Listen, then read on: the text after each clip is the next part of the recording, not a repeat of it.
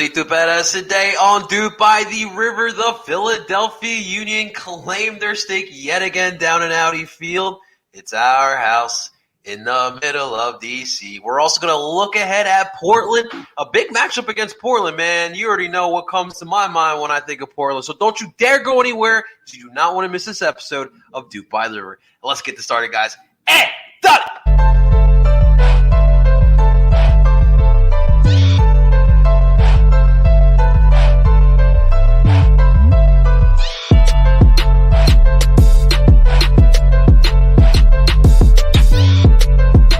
And that is right. Welcome, everyone, to DOOP by the River, the show where we follow everything Philadelphia Union, brought to you by Philly Sports Network.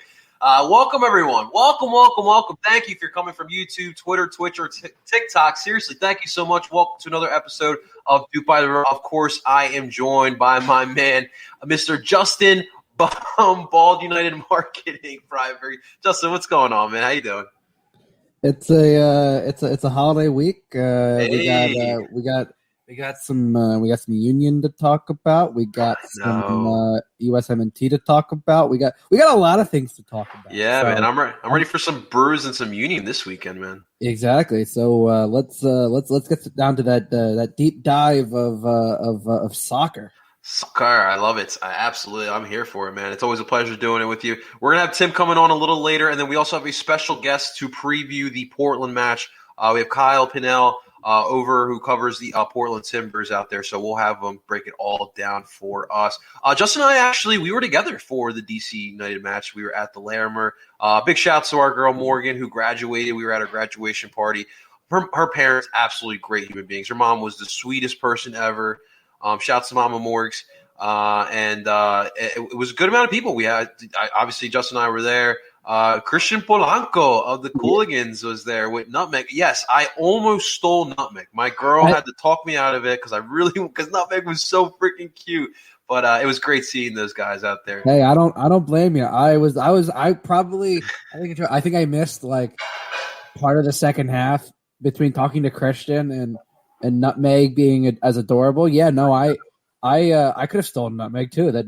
I told Christian Nutmeg's a damn adorable dog, and it was finally nice to meet the woman that made an honest man out of our Mr. Polanco. Yes, sir. He's off the market. He's got the no transfer clause either. That's written in the contract as well. With his AI dreads, man. Yeah, he's looking good. I told him, man, it's like you make a great Diego Chara, my brother. I love it. Is he Diego? Is he Yimmy? Is he Chara light? I know, and he had his trainers on. I thought he was going to slide tackle me. And then he's like, you know what I mean? I thought. I was like, we about to step. Like, what's going on here? It's about to nutmeg you. You know what I mean? Now maybe you know what we need, Justin. You know, all the good podcasts they have a dog. Maybe we need a dog. Maybe that'll work well for us. I could try to get my dog more on, but this is not exactly her scene. She's a little camera shy, as they usually. A little bit. Awesome stuff. Awesome stuff. Shots to Larimore, of course. But Justin, let's get to it, man, because this was a solid win. You know, this was one of those wins where most of the times you might want to complain because, listen, we all know what DC United is. We kind of talked about it with RFK Refugees last week. Shouts out to our boys, RFK Refugees. But this is obviously a DC United team that's it's definitely much weaker. They kind of are going through that rebuild process, I guess. I don't even know what a rebuild is in the MLS nowadays. But I really want to go everything between Cincinnati and like LAFC, like there's a wide margin here. Pretty much. I really want to give them credit because they actually showed up to play, Justin. I'll give them credit. They really did show up. You know, this is the type of thing you have to deal with as the reigning Supporter Shield winner. People have your respect, right? People want a piece of the big boys. Now, obviously, we didn't win MLS Cup. But when it comes to us and when it comes to Columbus, people want a piece of us because of what we showed last season. So when you have a DC United team, you know, especially we talked about the winning streak that's been going on down there. I mean, we've never lost an Audi Field, and we still have yet to lose an Audi Field. It's in their head. It has to be in those guys' head to think like this Uni team. They keep freaking killing us, man. But yes, definitely, I want to give them credit. They really, from my opinion, looked like the better team through 90 minutes. But the point is that the Union showed why they are Supporter Shield winners. The good teams, Justin, that happens, right? A lesser team shows up to play, but it's how do you respond to it? They got you, but how do you respond? And I really felt like Jim's boys responded well. We got the late first half goal by Kasper Shabilko. Great timing by Kasper. It was so good that they had to check VAR because they thought he was offsides. Kasper's got that mental timer right in his head, and he timed that perfectly, and it got right past. What happened to Bill Hamid? Was he sitting in that game or in this match? That's a good question. I don't know if I saw him on the bench, so maybe they were giving him a rest. Shouts to my USMNT guys. Supposed to be the goalkeeper, but I digress there. Yeah, that's good. Once upon a time. But no, so great goal by Kasper Shabilko, and then second half, DC kept pushing. Paul Arriola with a nice little. I love the low free kick because it always catches you off guard, right? I remember the World Cup in 2018. We're playing Colombia plays Japan. First goal, Juanfer Quintero. Right under the wall. It was great. I love those type of goals. But no, Andre Blake said, no, not today. Shouts to Kevin Matamba. We'll get to Andre Blake as well. But no, the Union finished it out. Great defense in the last 5 minutes. And we walk out of DC again with another 3 points, which, Justin, excels us to third place in the Eastern Conference. Let's go. Remember once upon a time we were in 11th place? Things changed really quickly. A couple highlights in this match I want to talk about. First off, let's talk about Kasper. Okay, he gets his 25th MLS goal in his career, right? Like I talked about, that timing was perfect. Dude, he's already our best striker in history, but I mean, like, kind of like, how big is Kasper to us, man? I know you are on the bandwagon.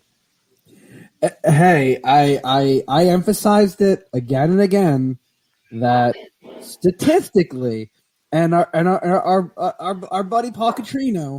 Hey, shots gave me a bit of a side eye when I said the stats back up that right now in the calendar year 2021, Kasper Shabilko is the best striker in North America.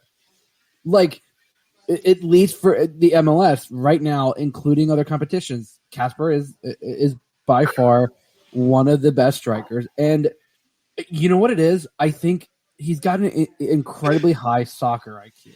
Yeah, if you look at the best thing, and it showed in the goal, the amount of times I've seen him caught offside are minimal because he knows how to time his runs. If you look at that goal, which it was very clear that within 20 seconds of the ref going over to that screen, he made his decision. And the quicker that decision is made, the easier it is to know that decision is going to go in your favor.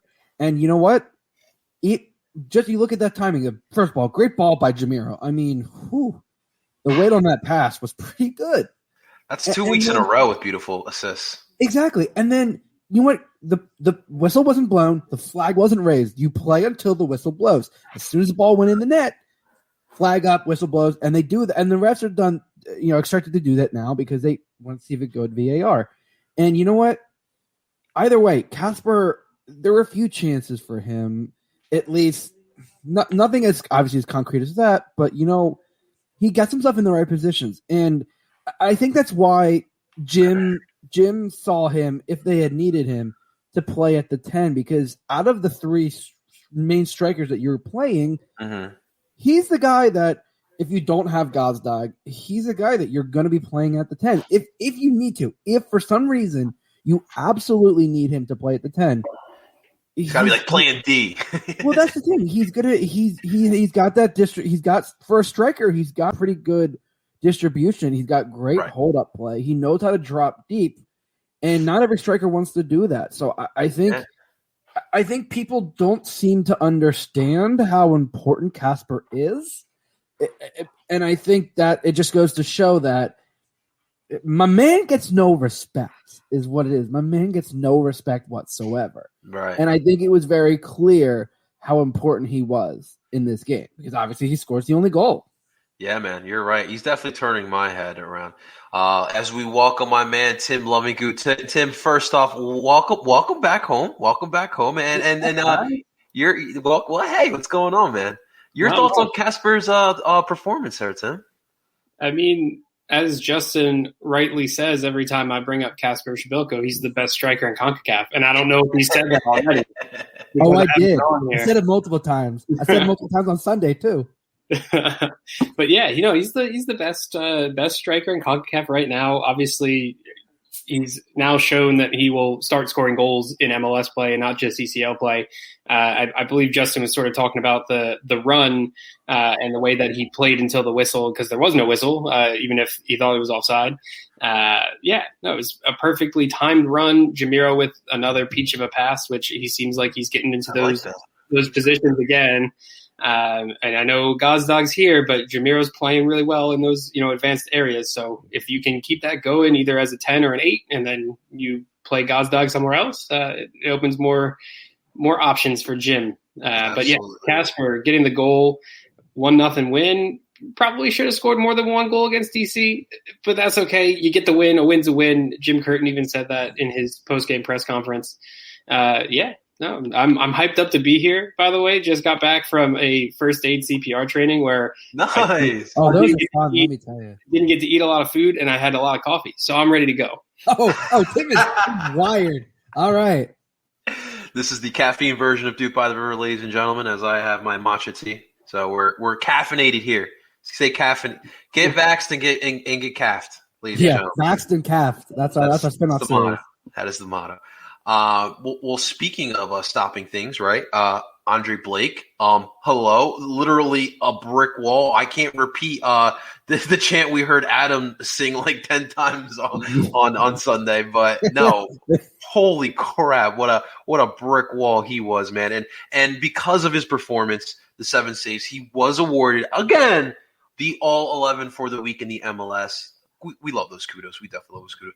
Tim, man, those hands of Andre, rocks, dude, rocks. It's to the point where I know I take him for granted.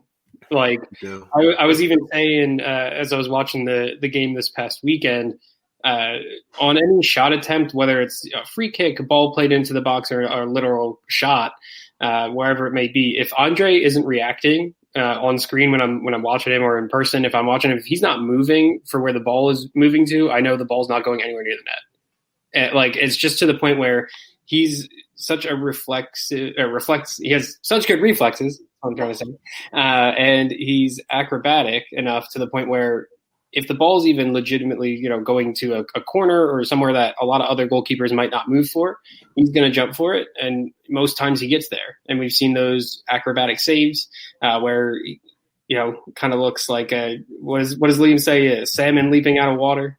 Shouts to Liam Jenkins. Leaping like a salmon. Leaping like a salmon. We love it.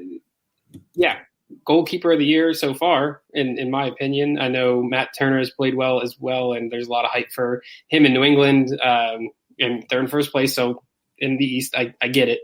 But Andre Blake... Don't tell that to Orlando buddies, all right? But yeah, Andre, just another spectacular performance. Yeah, dude, it's absolutely. We really do take it a little bit for granted. I was doing Philly Sports it was a Philly Sports show yesterday. The Philly Sports guy was bringing up Andre Blake. He's been super impressed with what he's saying. And someone did bring up the possibility of Europe. And I mean, like, at this point, I don't know if I can really have those realistic expectations for Andre, but just a thought of having Andre, such a good goalie, that in the MLS, like MLS history, like you look at it, like he's up there, thinking like he could finish his career with the Union. That would definitely be special. To go back, to put him in the echelons of a Jorge Campos, don't do this to me. A Tony Meola, a Nick Raimondo. That's crazy. Like you talk about even in going back in the current Stephen Fry, Tim Melia, he really could be statistically one of the best goalies in MLS history. Now, would I love for Andre to stay with the Union for his whole career? Yes. I would not be opposed to that. But at the same time, I mean, yeah, he might be in his late 20s, early 30s, but at the same time, goalies develop later. Yeah. So him going to Europe is not necessarily out of the cards. But yeah, no, I've never taken Andre for granted. Having played been playing goalie for the better part of at least a decade, I can relate to Andre more than a lot of people can, and so like I'm always usually outside of like 2019, I'm always been defending. Yeah, no, never. Not even remotely close. Our Chicago guys got to put there. Robbie Shuttleworth, man. Oh, but I think. I don't know. We'll check that out later. But keep going. I think having Andre is a luxury that I know. Like Union fans like ourselves know of how important he is. Right. But I don't know if the casual fan truly understands what it means to have that kind of a quality goalie. And yeah, in past years, don't get me wrong, Andre Blake has stolen us more points than I would care to admit. And and I think every Union fan would fully admit that. But I think having that and then building on that and building the attack, like obviously the attack so far this season hasn't gotten as going as you would like, but knowing that your defense is not the issue, it is honestly a good thing to go, okay, I don't have to focus as much on our defense. Like I still need to obviously pay attention, but I don't need to worry about it because I know what I have back there. I know how they've been playing. I know how they can do it.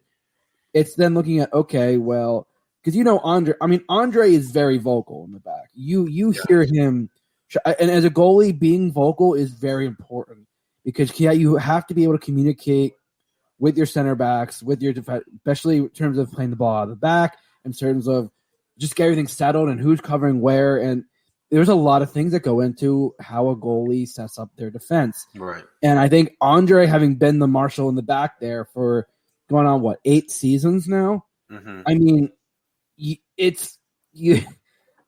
mean, there's a reason why, like, I think he probably could be one of the next players once he retires to be in the Ring of Honor.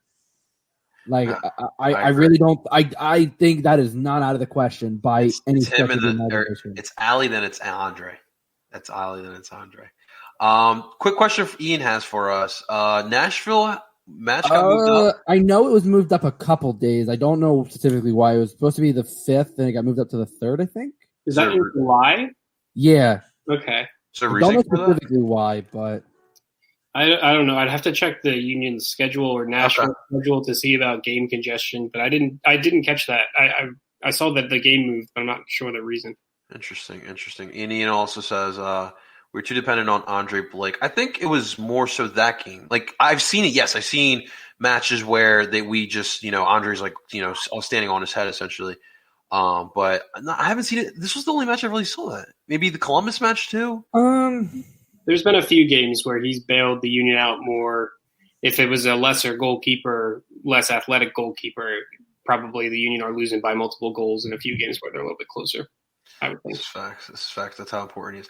Trent, well, first off, hello. And also, Trent, we are actually all Eagles fans here. We just, we're 5 for 5 Philly sports fans. Don't tell him that I also have family who root for the Steelers and may also root for them.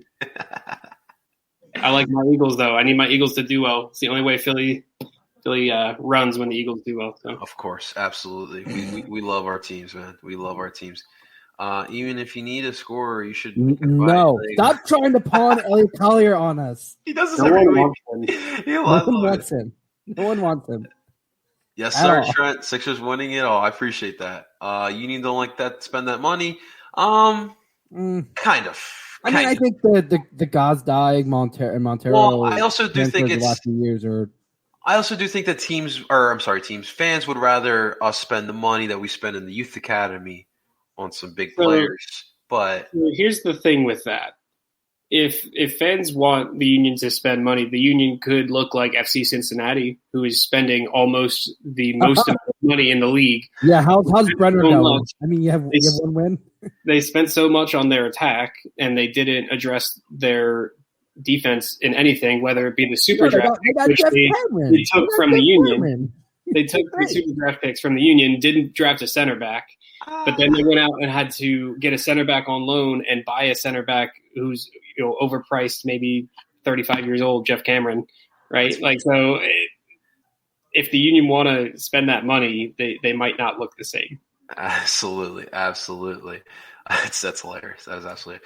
Trent, listen, I appreciate the love. If you do want to talk about birds, any sport, any Philly sport, by all means, we will definitely do that, just not here today. I do run a daily podcast called Only in Philly Sports. Bring that question over here. Today is Duke by the Road Tuesday. We're keeping it MLS, soccer in general, but obviously we center around our Philadelphia Union. Well, speaking of which, guys, Daniel Gazdag made his debut on Sunday. It wasn't very memorable, okay? I get it. It wasn't like a crazy coming out party, but I see the potential there. I definitely see if someone who gets warmed up to not only his teammates but the league, I think we could see that killer that we kind of saw in those highlights there. We'll start with Justin here, man. What did you take away from his 20 some minutes he started or played? Yeah, it was like 20, 25 minutes. Listen, was I expecting much from a guy who literally just got done a 30-game season in a relegation battle and single-handedly basically helped keep his team in there and won the Hungarian Player of the Year? No. A guy who literally had one training session prior. I mean, he seemed to ingratiate himself pretty well with this team, with everyone there. And from what I saw, from the limited time he was on the field and the limited touches, because I think the Union had possession, but they really didn't. I mean, they didn't need. They had some attacking chances, but I think he didn't put a stamp on the game because he didn't really have to. But from the moments he did touch the ball, I mean, he did have a couple good through balls that did lead to some chances. I mean, we did have some chances in the second half. So I'm starting to see bits of what the price tag. I mean, he's not afraid to go after the ball. He's relentless. He like the others in the front. He definitely was pressing hard. Yeah. I mean, that's the one thing I like. For all the stuff we want about stats. And especially in Philly, it's like, listen, are you going to give her an effort? Are you going to, in this system, are you going to press hard? Are you going to do that? If so, then the fans are going to like you, and you're going to fit right in. And I thought he looked pretty good for the limited time. Again, limited time and limited touches. But we'll see. I don't think did he go back to the Hungarian national team camp? Because I thought the camp was supposed to be relatively soon, so I knew DC was a probability if he was coming, but that Portland might be iffy. Yeah, I'm not sure 100%. I think we'll probably get clarification from Jim tomorrow. I was gonna say, I would imagine that would come up in the presser. Yeah, I think his presser is tomorrow afternoon, so we'll probably hear clarification on that then. It would be huge if he stayed for the Portland game and then was able to go off. Do you think the question is, do you think he would then get the start and get maybe 60 minutes? I wouldn't be surprised if he came off the bench again either, but given our opponent and given the problems they've been having, it feels like that could be a team that I wouldn't be opposed to throwing him in to start. I mean, you saw what happened. He came in on Friday. He trained with the team on Saturday, and then he came off the bench on Sunday. Yeah. So obviously he has the approval of the team, the players, and Jim Curtin, who's obviously going to be the one making that decision. So if he's with the Union for this week of training and is available for Portland, I don't see why you wouldn't start him. Why not? You have him. You're not going to play another game for 2.5 weeks, and he's not going to be with the team. He's going to be over in the Euros, which start in the next few weeks. So it's going to be crazy. Absolutely crazy. I still can't believe that. Like he's going to be playing with Ronaldo and Mbappe. Yep. It's absolutely wild there. No, I'm definitely more to see. It's going to be tough too, like you said with Euros. But no, I definitely believe he will definitely be okay. It was cool to see. It was definitely cool to see, and it was a good point you brought up, Tim.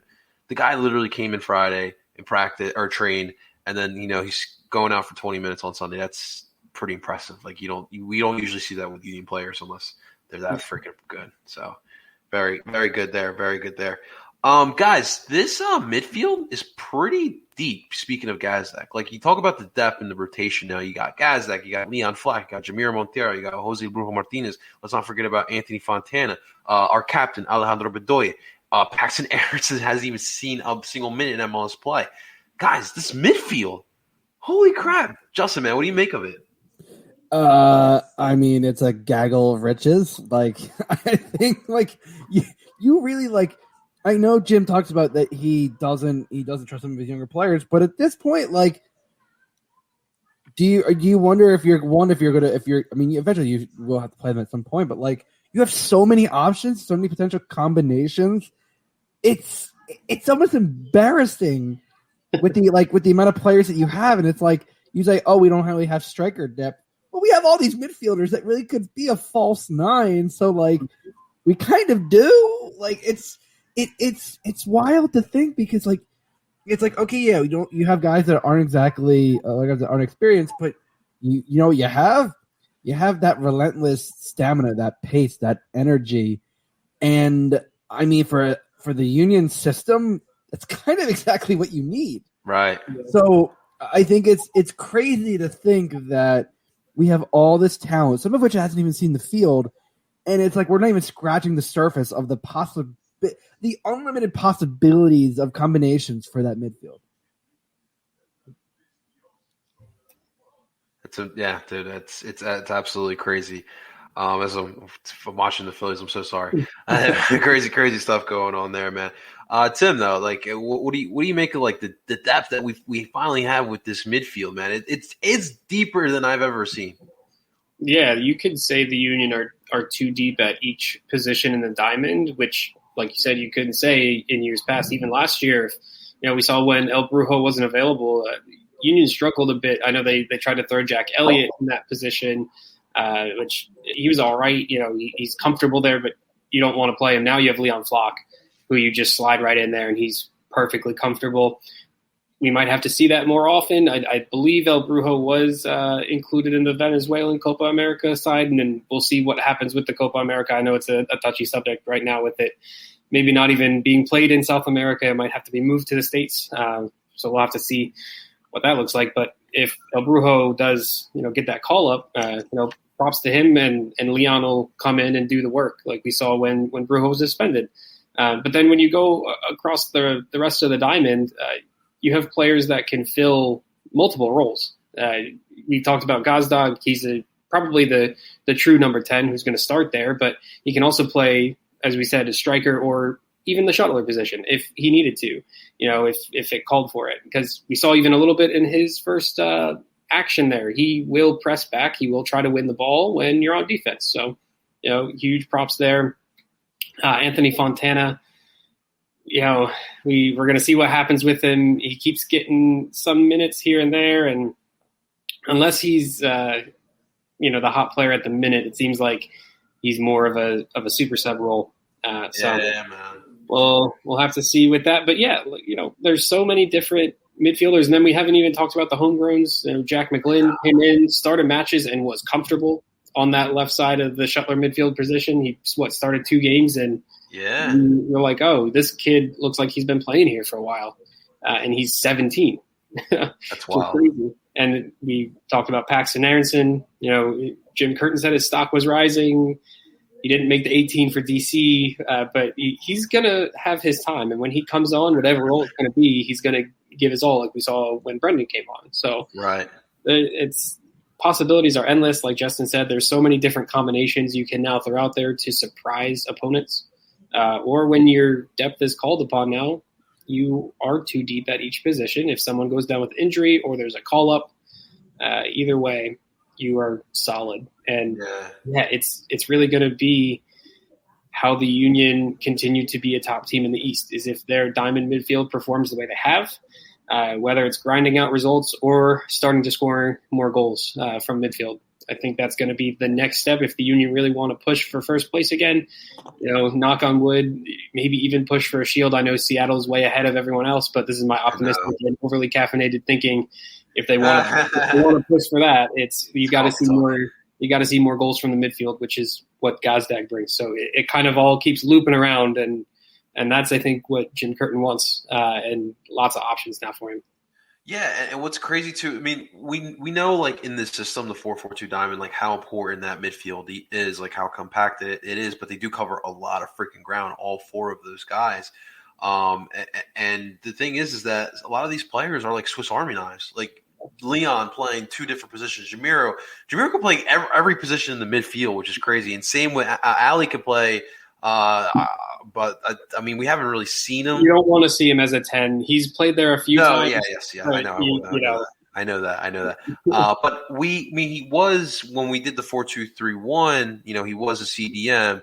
It's a little difficult in this formation, but the fact is that you have guys who can play different positions, and that's really important to see there. But this was an interesting room. Yeah. Can you imagine? I need another ridiculously overaged center back. Like I said, Cincinnati is just throwing money to make their fans happy, but then they win like one or two games. That's not fans, do you want to beat Cincinnati? If not, then shut up. Exactly. Pipe down back there. I mean, just imagine who would you say is our fastest player? Joe Jao, without a question. Jamiro, you saying? Wait, who'd you say? For Cincinnati? No, for us. Sergio. It's Sergio Santos. I would be interested for a race between Sergio and Leon. I feel like Leon's faster. Leon's pretty fast. Yeah, Leon's faster than that. I did not see that. Well, anyways, you imagine like Sergio going full force at Chiellini in this league. I mean, I get it. He's going through the best of the best right now in Serie A. But the thing is like some of these players come in here and they underestimate us. They think it's like, I think it's there's certain players that like and managers that like you come in and you're like, this league is a joke. We're gonna stroll through this, and then they're gonna like, oh no, like this league's a whole different animal. Like and I think that's the thing that once these people start to realize that, they try to do it differently, and it's like they're still not doing it well. Like Cincinnati throwing money at the wall and hoping it works. Well, you haven't spent any money on your defense. You signed us an aging center back on a free, and what does he do in his first game? He goes and gets hurt and gives up a goal to Higuain, and then he plays again the next game and they win. But I mean, Montreal missed the sitter of the year and Kyoto. What if any of y'all have not seen the easiest gimme miss that I've ever seen? Go back and watch Romel Kyoto miss it against Cincinnati, and then go, okay, Cincinnati got pretty damn lucky. So throwing money at the wall, it doesn't. For all the Union fans, it doesn't always work. Even look at Miami. Miami's still kind of trying to scrape it together. Yes, that is very, very true. Guys, one other thing I wanted to look at real quick. Your MLS.com, MLSsoccer.com. I got to reiterate that one. They put out their power rankings this week. Number one, of course, Seattle is absolutely killing the game right now. I really don't want to say number two, but New England Revolution. Number three, your boys in blue, the Philadelphia Union. Yes. Number four, Orlando. 5, SKC.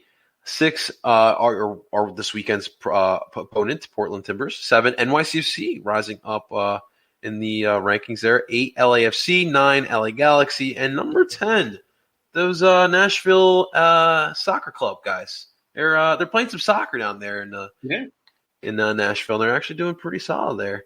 You think the 3 is justified for us? I mean, I'm not 100% sure. I think they're definitely top 10, and I know MLS soccer rankings, they were ranked as 6, which might be slightly more accurate. I think 3 through 6 might be a range where I feel like it's a reasonable range given how they started, and I feel like now that they've kind of almost not maybe kind of leveled themselves off. But 3 might just be a tad high. But again, it is what it is. Listen, the Fire suck without a gift from J-Mac. Oh my God, Justin! You don't win that game. I'm sorry. Fire today, man. Yeah, man. The J-Mac gifted y'all a goal. That was a howler of epic proportions. At least give a warning, Justin. Yeah, apparently John McCarthy might have been hurt, which is why he didn't dive to save that. That's at least what the rumors are. But the helmet for the Union being at number 3 in the power rankings, they were at number 3 last week too. It's kind of been a trend since they won the Supporter Shield. I don't think they've dropped down lower than 10. I know that they haven't been down there yet. So MLS power rankings are what they are. Take them all with a grain of salt. You usually see the top team in Supporter Shield standings right now at the top, which is Seattle. You see then the next best team in either conference, which would be New England, and then it's kind of whoever was kind of around the top. Round out the top 10. Yeah, man. Well, I'll tell you what, it's going to be tough to stop Seattle. But our next guest that we're about to bring on doesn't want to talk about Seattle. No. He doesn't. He doesn't like those guys up in there in Seattle. So obviously this weekend we're facing off against the Portland Timbers. So joining us now on the DOOP by the River guest line, we have my man, Mr. Kyle Pinnell, to break this matchup down. Kyle, it is good seeing you, buddy. How you doing? I'm doing well. It's nice seeing you as well. And yeah, Seattle. I've already seen Seattle once this season. They look good. That's about the extent of my analysis right now on the Sounders. They're doing fine, guys. Don't worry. Yeah, absolutely, man. Well, Kyle. First off, it is so good seeing you, my man. It's been about a year since we last talked. Obviously, we caught up for the semifinals of the MLS is Back tournament last year. Well, first of all, what's new with your life, man? What have you been up to? As far as personal, and then obviously with the Timbers coverage. Yeah, so I just finished my freshman year at the University of Missouri. So I've Go Tigers! Out Very there. Nice. Yeah, so I've been covering football, basketball, a little bit of everything, and that's been fun for me. What I've been doing, and then recently I'm home for the summer, so I'm able to do stuff covering the Timbers. I write for Rose City Review, which is a site that covers the Timbers and Thorns. So it's fun being able to do that. I actually started up. I have some dual Sporting Kansas City type background now too because of Mizzou. So I started up my own thing there. So yeah, they've been the organization there's been nothing but gracious as far as credentialing me. I was at the Orlando City home opener there, so that's been a blast. Yeah, so I have a podcast doing stuff for Sporting Kansas City and KCNWSL. So I'm just all over the place right now, but it's been a blast. Dude, you got the right mindset though, man. Just do whatever you can, man. Stick your head wherever you can. That you're definitely doing it right, man. I'm so happy to see that you've come a long way in a year, man. We got a mic. We're doing podcasts now. I know. 3 weeks now for me. Yeah. Ooh. Let's go, Kyle. Yeah. Let's go, man. In about 3 years, I'm going to see you on ESPN next to Taylor Twellman, man. It's going to be great. It's going to be great. Jeez, that's a guy I miss seeing in the press box. I have plenty of moments where I've run into Taylor Twellman or John Champion just in the little buffet area at Providence Parks media area. It's like you interact like small talk, but it's pretty cool. It's one of those things I miss with COVID and not traveling. That's one of the best perks of being in a press box is seeing who's sitting around eating that meal that they give you. Nothing beats it. if your first reaction when walking into a press box isn't to look at the sheet of people who are also in the press box just for the fun of it, like that's always a blast. This year with COVID and Zoom and all that stuff, Ironically, I was at one of Peter Vermees' press conferences. So it starts with Kyle Pinnell from the podcast Soccer from the Zoo.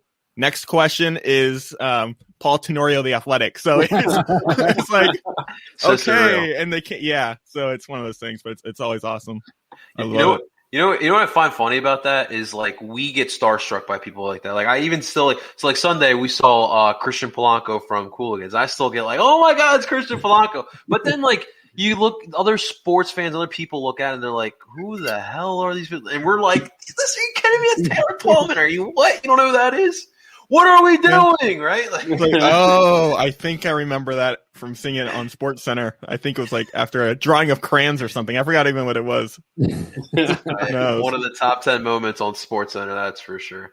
Yeah, man. But well, Kyle, let's get to it, man. We're obviously you still have allegiance to Portland. Obviously we want to know what's up with Portland this year. You guys kind of in the same boat as us. Having to go through Champions League and having to go through the MLS schedule that was, man. So what have you seen from Portland this year? How are they looking this year with Gio in another year? It's been interesting, and I know for Philadelphia fans, the one struggle you might be familiar with is CONCACAF Champions League. Obviously, Philadelphia has the team that just dispatched Portland and Club America. That'll be fun, but that's a different conversation for another day. I'm just going to say the beginning of the season was rough.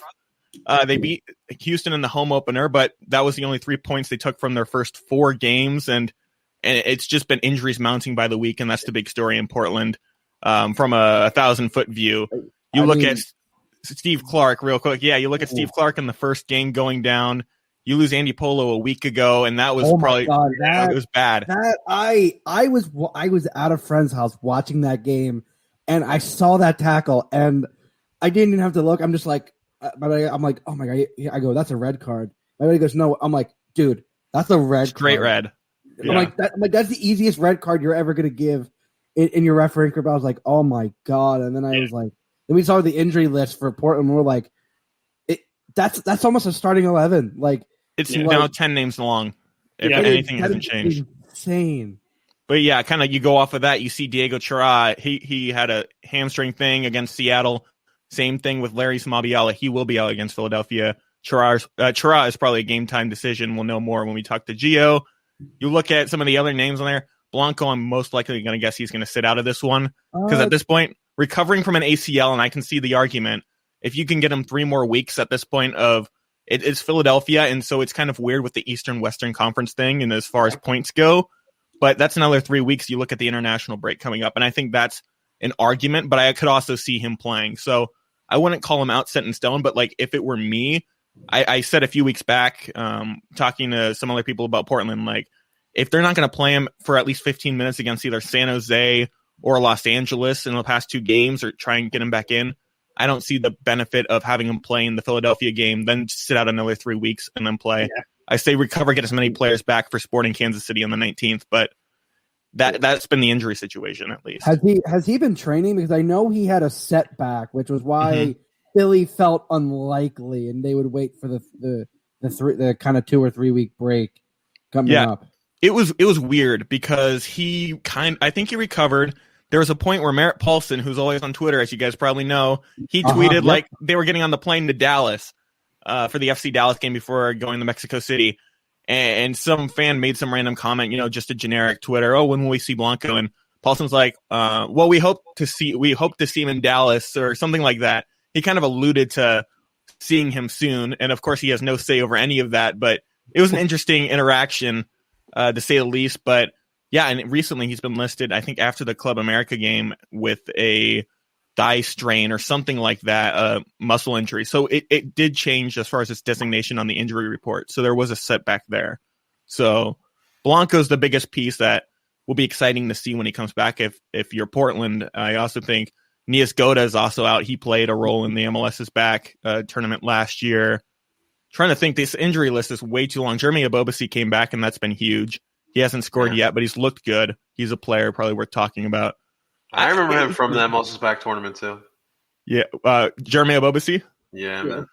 He is just, I can probably get on a tangent on him. He hasn't scored yet, but he looks really good. You see Felipe Mora last week. He had a brace, just opportunistic goals coming in that second half. So Portland's depth has been a strength for them, but it's really wearing thin. Like the fact that they've gotten each of the last 6 points against San Jose and Los Angeles before the San Jose game. Like every question essentially is about the injury situation, and it has been for the last 3 weeks. But they were able to get 6 points. I think right now they're playing with house money going to Philadelphia. Very interesting point. Very interesting point. How's Diego Valeri looking these days, man? Can't believe you guys still rocking him and Chara. My gosh, Chara is amazing. Valeri he's had an interesting season. You see, he has moments of brilliance, and you'll see it on that set piece he had against Marathon in CONCACAF Champions League. You see it in the way he's able to lead the team on counterattacks, and that's been another interesting point for me. The team's really relying on Sebastian Blanco and Diego Valeri and their relationship and their ability to play 1-2 passes. That right now, the way that the team's set up in more of a 4-2-3-1, Valeri's kind of been struggling to find as much influence in the game. I think when Portland's been most successful, it's him playing underneath a pair of strikers, whether it be Abobasi or Mora. That's when he's able to connect more. There's been times where it feels like he's been more isolated. So I think right now you're looking at him. He came off the bench, I believe, against San Jose. He started against the Galaxy. I don't know if any of you guys follow Chris Rafer. He is a good voice for Portland Timbers stuff as well. He noted, and it was very much correct, against the Galaxy that the Timbers players were playing everywhere. Like Valeri was on the right wing. Jeremy Abobasi was also on the right wing or something like that. Darren Espria's doing whatever he's doing on the left side of the field. Jimmy Chara's at left back. It's soccer. Espria plays soccer. I don't know what it is. It's the equivalent of soccer, I think. I mean, he almost had a goal of the season contender on like a bicycle kick that went sailed over. Like I can see it. I'm like, I see him line up front. I go, he's not getting them. He's like, what are you talking about? I'm like, watch, and he does it. I'm like, you didn't even get far enough back for that to even be. I mean, Espria leads the Timbers in moments per season where you think if that goal would have gone in, it would have been a goal of the season contender. He almost had one against Club America in the home leg, I remember, where he just kind of dances around two players and steps through and puts one in that goes off the right post with no angle. So who knows? Which I will say though, shouts to that throwback Valeri jersey you got in. The that one's signed too.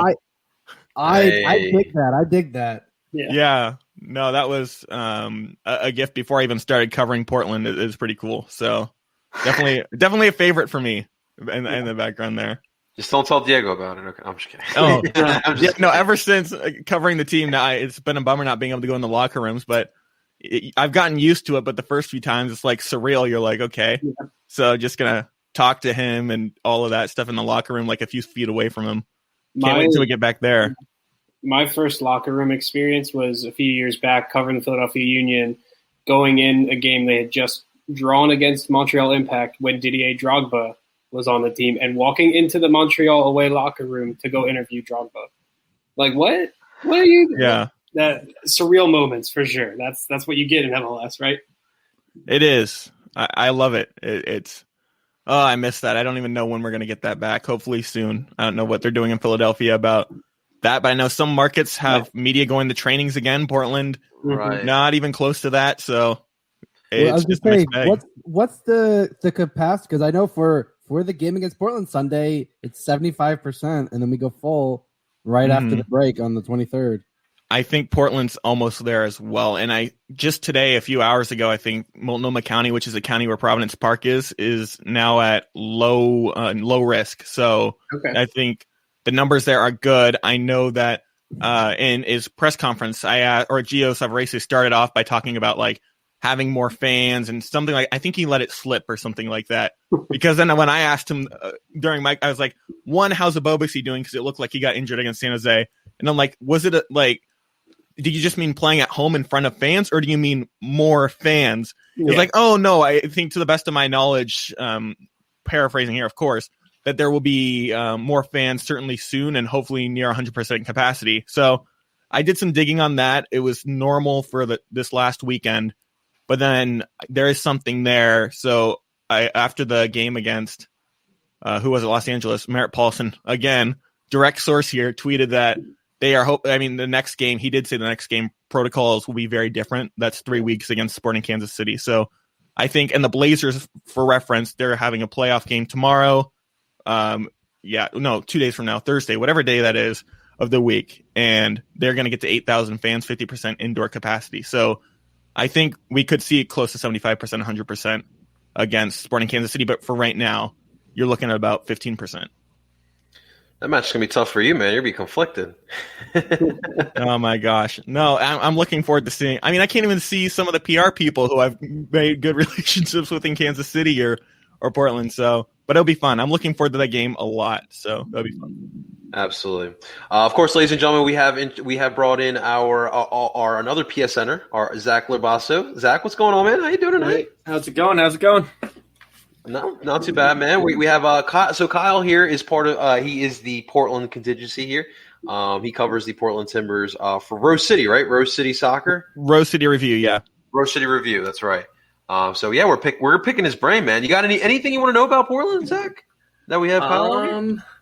Not off the top of my head that I can think of right now, but no worries, man. No worries. I got one. Let's hear it. Yeah. So we all know about Portland's, attacking options. Even with their injuries, they've still been at least a little bit intact in terms of what they can do offensively. Like you said, they look to kind of still go on the counterattack. My main question is with all of these injuries and things like that, how do you assess their back line and their goalkeeping situation, which is just in shambles right now? You say that, and that's been the strength of the past 2 weeks, right? And that's put some respect on Bill Tuiloma's name, all right? Bill Tuiloma, I want to pick the brain of someone who watches the team a little bit more than I do. I saw those stats, and I was a little bit like, oh, wow, they're actually doing well right now. You guys are right about Bill Tuiloma. He has been incredible as far as he's always ready to – usually he's off the bench, and he's the first player brought in when everyone's healthy, and he sets a good tone. He's looked really good next to Dario Zuparic on the back line for Portland. It sucks to have Larry Smabiala, who has been solid. I think for Portland, that center back pairing of Zuparic, who's been quietly a really good player for Portland on the back line, and then Mabiala with some of his pace, has been a good combination. Now, Bill Tuiloma has looked really good too, and I think I kind of get there's moments where Portland's back line kind of go, you just wonder what just happened with as far as that's going, and I want to add to that in a second. But when it comes to those two, they've had such a good partnership. Logan Ketter, 2 consecutive clean sheets, has been that's what's impressed me the most out of the last few games. And you look at the players they've gone against, Chicharito, Cade Cowell. I mean, those are the 2 that kind of stand out. And for the not to allow any goals, even in a fluky way, has really impressed me with that back line. So I'm more confident there than if you go further forward. And I think with Philadelphia and that midfield battle is going to be interesting. Just looking at, it depends on if Charles and Eric Williamson has been amazing. He's taken another step up. Yeah, he's been good. Jason Christ, leaving him off that roster, I still can't understand that one. Every single Portland Timbers game is essentially subtweeting Jason Christ. Like, if you just watch the game on Sunday, I believe is when the game is, and then just on Twitter, just type in Jason Christ and start scrolling. And eventually, any big thing Eric Williamson does, it's one of my favorite things. But yeah, if you have him, Diego Valeri, whether he starts or not, you have Jimmy Charles probably have to drop back. Andy Polo was playing that temporary midfield role, and now he's injured, so that kind of hurts midfield depth. I think Philadelphia has a huge edge in that part of the game, especially if Char is not playing. Yeah. So that's what I'm kind of interested about.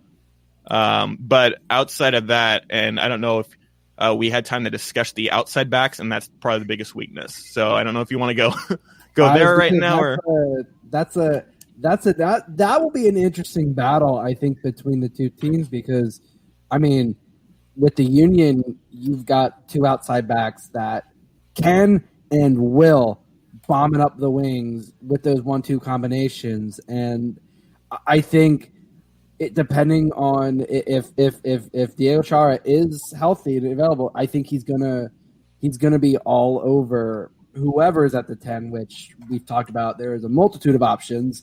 Given Jim's pressers tomorrow, so I'm sure we'll hear what the situation is with Gazdag and whether he's still here, getting ready to go to with Hungary for the Euros.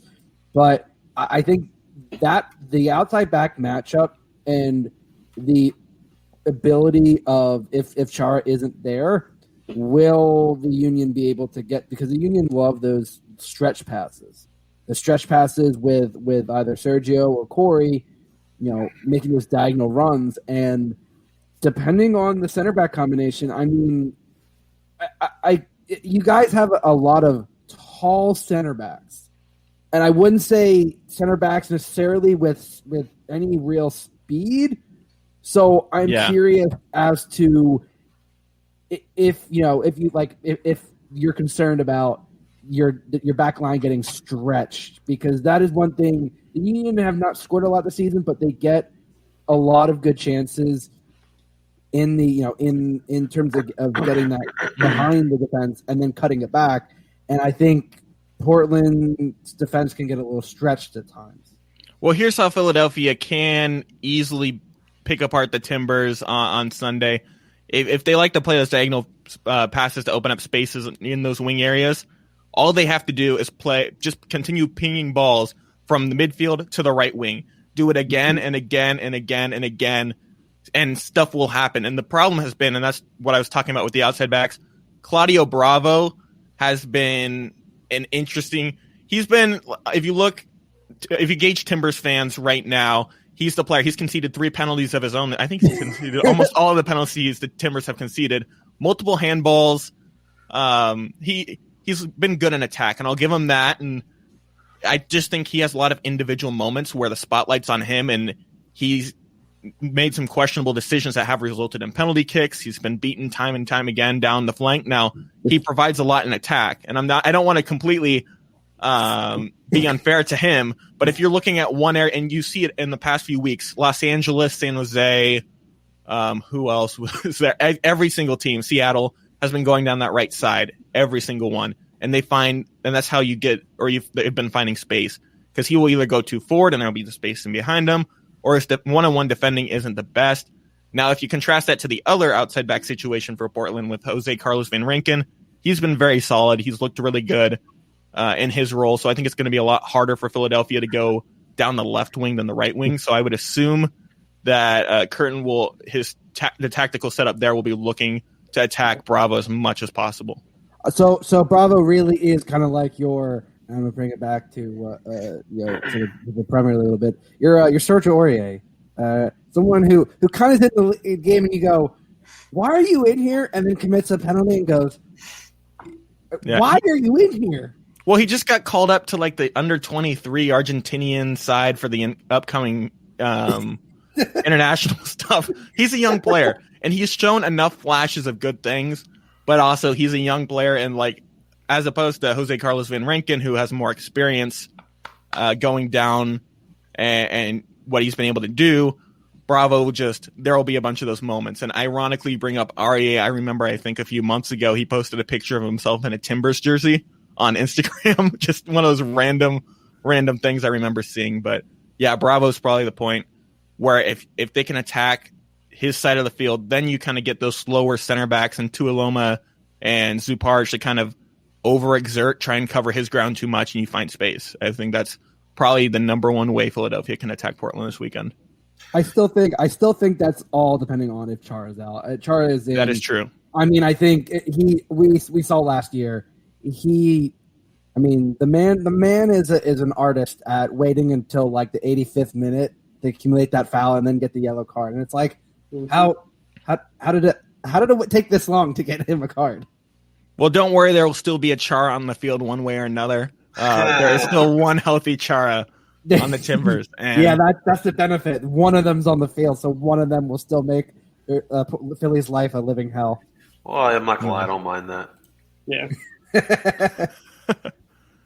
Absolutely. Well, I'm not gonna lie to you, Kyle. You kind of make me feel a little bit better about this matchup this upcoming weekend. But let's get to it, guys. Let's go around. Get some predictions here. Zach, you just arrived here, man. Let's hear how do you feel about Sunday? How do you think it's going to go? And give us a final score. So based on what Kyle just said, I think Jim's going to go with the front three of Santos, Casper, and the new man himself, because I think Gazdag's got the pace to be able to go down that right side. And although Santos also has that pace, the left-footed crosses from the right side aren't aren't as juicy, you could say, as if Gazdag gets down there. That cutback ball is going to be really dangerous. I think Philly's gonna get the win. I think it's going to be like 2-1. We've struggled to score, but I think they can put 2 away against Portland. But I think it's going to be a close game. I think it's going to be closer than some people think. Okay.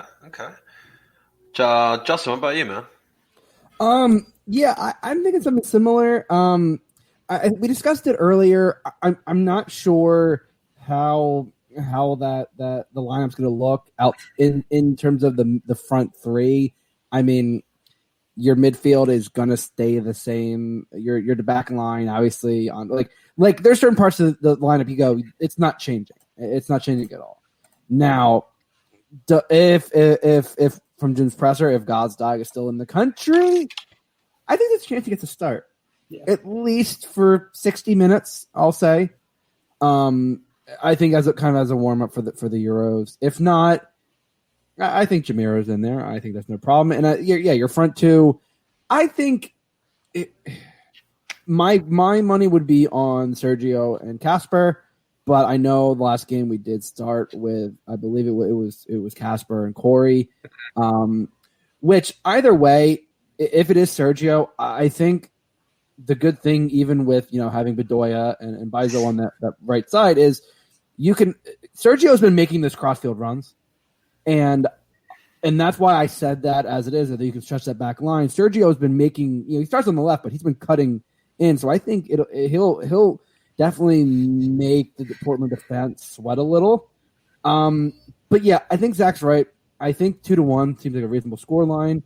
And I think it's gonna be one of those. I think it'll be 1-1 at the half.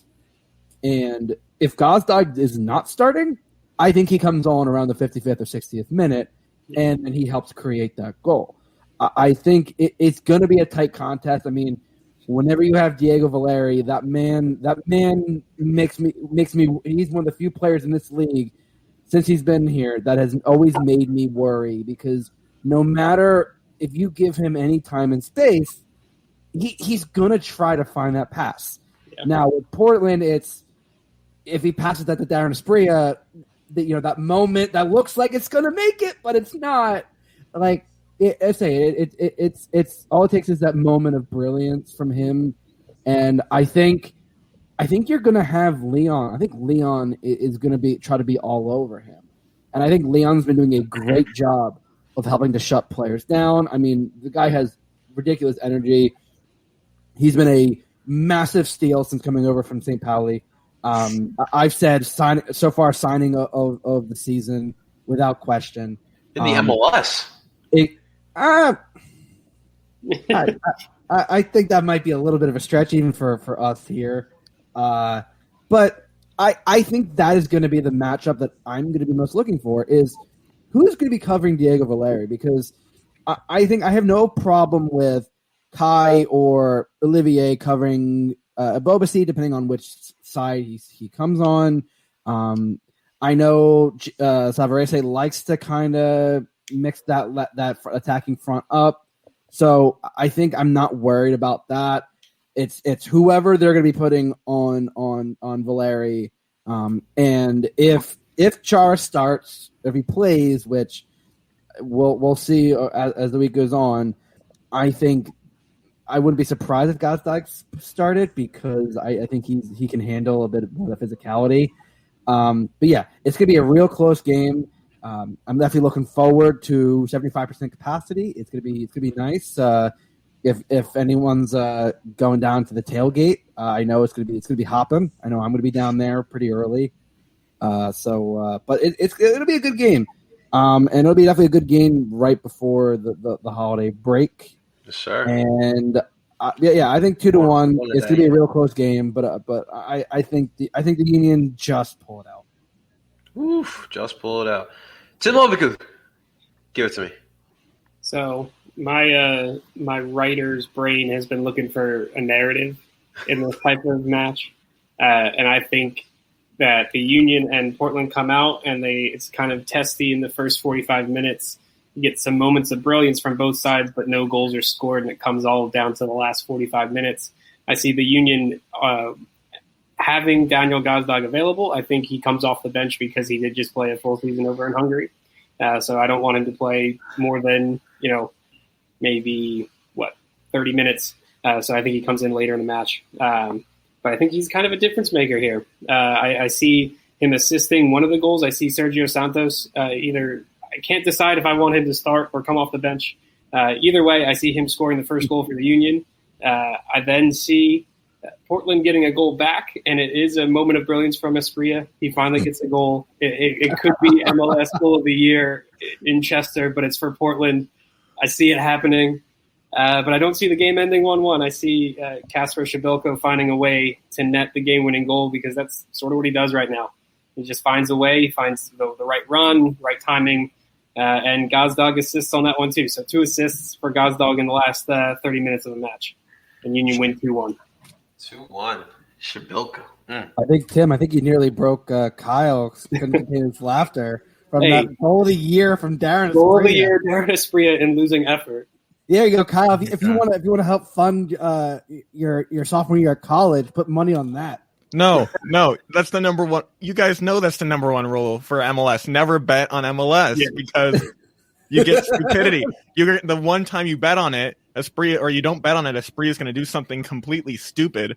I mean, this game though. I don't know what to think. I mean, you say late goal, and that kind of has me kind of recoiling a little bit because this Timbers team in the past has been known to give up a lot of goals after the 15th minute, I think, or in the final 15 minutes, to better phrase that.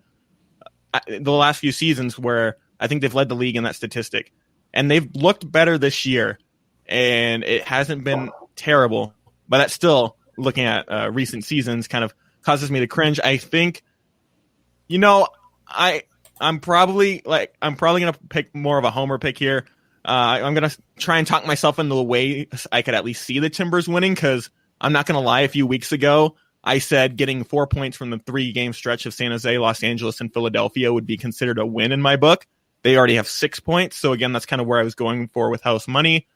It's a Eastern Conference opponent, which is, I don't know how I feel about the schedule and really only 2 Eastern Conference, Western Conference matchups. I don't really like it as much. I get why it's needed, but I like seeing matchups like this where, I'm not going to be able to pay as much attention to the Eastern Conference this year because, Sporting Kansas City and Portland are both in the West. So it's a bummer because there's a lot of fun teams out East. But, getting into this game, I think this is one where 2-1's a reasonable scoreline. I think if Portland wins this game, it would have to be 3-1 or 3-2 just because of the chaos there. I think and correct me if I'm wrong, because I haven't seen a lot of Philadelphia this season for obvious reasons, just kind of looking at these other 2 teams. But is Philadelphia more of a team that likes to sit back and play in transition as well? Is that kind of what I've a little bit? It depends. They'll press from the start to the finish. But yes, you could say they sit back a little bit when they can. Okay, so they're not like a bunker in place, but they definitely it's a selective press. Yeah. But if you watch the games where they're not, when the other team is dominating possession, we usually do really well in those matches because means you fell in our trap. Yeah, I was gonna say, I think those moments where we can see more possession are the moments where we get that goal off the counter. So that's, and it. I mean, outside of NYCFC, we haven't given up too many goals this season. So I feel like low scoring definitely feels like the name of this game. The thing is, and I only asked that because Portland's a lot of the same way. Now they tried to play with possession against Seattle and fell on their face. They played with 36% of possession against San Jose and won 2-0. So they're again a team that when they can get in transition, I feel like this game will be both teams trying not to let the other team have, or each team wants the other team to have the ball. It'll be one of those games. You have it. Yeah, and I don't know from a watching it standpoint how great that's going to be. I think it's going to be where I say 3-1, 3-2. It's going to have to be when Portland catches Philadelphia in a moment of transition of both teams wanting to counter and play in transition so much that there's a moment for the other team to attack on that. And I think it could go both ways, honestly. But Jimmy Chara, his thing this season has been consistency. You see a really good chipped goal against San Jose, but then he doesn't show up for a few games, or you don't really notice he's on the field. If he shows up, he's great in transition. You have Diego Valeri, if he shows up again, he can pick out those passes. There's a lot of different ways in transition the Timbers can find a random goal. And there's been times where I'm like, well, the Timbers, I don't know how they're going to find a result in San Jose. And they prove me wrong. And they prove a lot of people wrong. I mean, if Eric Williamson does what he's been doing well, he's looked more and more like Diego Chara every single game.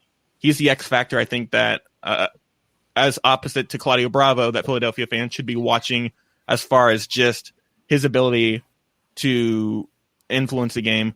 But I will say 3-1. I think Jimmy Chara will get on the score sheet. I think that I don't know if Diego Valeri will. Maybe Eric Williamson finds something, and why not? I'll throw in Espria just for the fun of it. But Tim's infected you with his delirious optimism. No, always. That is true. I can easily see this being 3-1 Philadelphia, but just for the fun of it, we're 3-2. I think it will be a game that shouldn't be as high scoring as it will turn out to be. I remember the last time Portland played in Philadelphia, seemed like a lifetime ago. Brian Fernandez, I think he had a brace in the first half. Oh my God. It was that game, and it was incredible. But I think it will be a good game either way, in a way that doesn't make sense. So probably the most possible MLS game possible. He duped on the Union, then he went missing, man. That was the infamous Brian Fernandez. Kyle, where can people find your work, man? Yeah, I do some coverage for Rose City Review. That's on rosecity.review. Just the podcast for me is Soccer from the Zoo, and you can find that on any podcast platform. I recorded an episode and posted earlier today, so I do preview stuff and then doing recaps from press conferences and recaps of the week on Fridays, and the Rose City Review podcast is the other one I help work on. So you can find my work there for anything and everything soccer. Awesome stuff. Kyle, it's truly great to see that you have come a long way in the 1 year, man. The podcast and everything, man. I truly and honestly hope nothing but the best, and hopefully we can talk again for the next Union and Portland matchup as well, man. Yeah, it's been great jumping on. I can't believe it's been a year, and I got to get out to Philadelphia at some point. It's on my bucket list. You mentioned tailgating. It looks like right on the river and all that stuff. So looks like a fun place. Same thing with coming out to Portland. That was on my bucket list to come out. Yeah, same here, man. If you're ever coming out, let me know. There's a lot of fun things to be done. Can't wait. But it'll be cool to see 75% capacity there. I'm going to love watching it on TV. So best of luck. Same to you, man. Same to you. You enjoy that match. Ladies and gentlemen, this has been another episode of DOOP by the River. Seriously, thank you so much for tuning on in. It was a lot of fun, and it was cool picking Kyle's brain as well. Ladies and gentlemen, that is Zach Labasso. That is Justin, a.k.a. Bald United Marketing, Freiburg. That is Tim Lovinguth. And, of course, I go by name of Ed Parcero Philly. Have a good night. And, of course, as always, DOOP on. Talk to you soon.